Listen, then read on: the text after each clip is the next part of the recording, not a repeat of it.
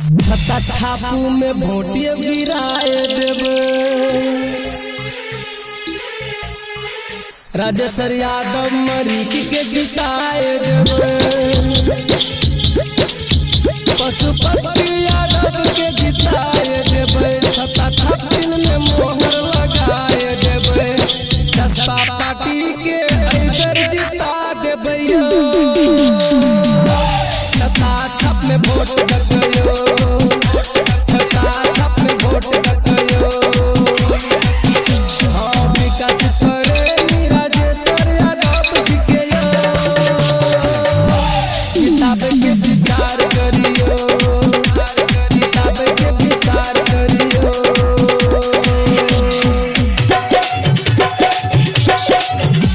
राजेश्वर यादव जिंदाबाद डीजे उमेश सुखीपुर बाजार गाँव में रोड ढलान करे सबके भवन बने गाँव में बिजली निर्माण करे मंदिर मट्टी के काम शुरू केने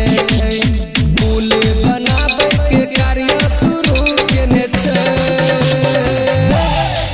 छाप में वोट देबैयो छता छाप में मोहर लगायो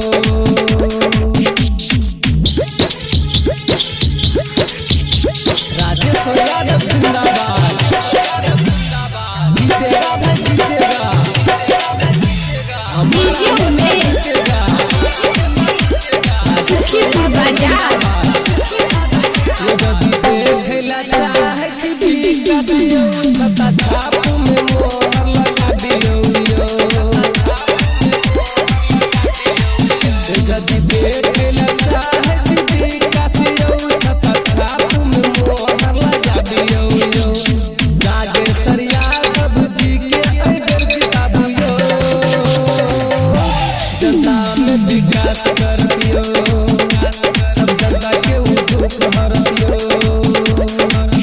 सब जनता के वीडियो करे छी छता छापू में फोटो मांगे छी संजीव निराला के गीत जब सुनै छी अजीत साथी जी के फरमाइश छी जसपा पार्टी के झंडा लहराई दियो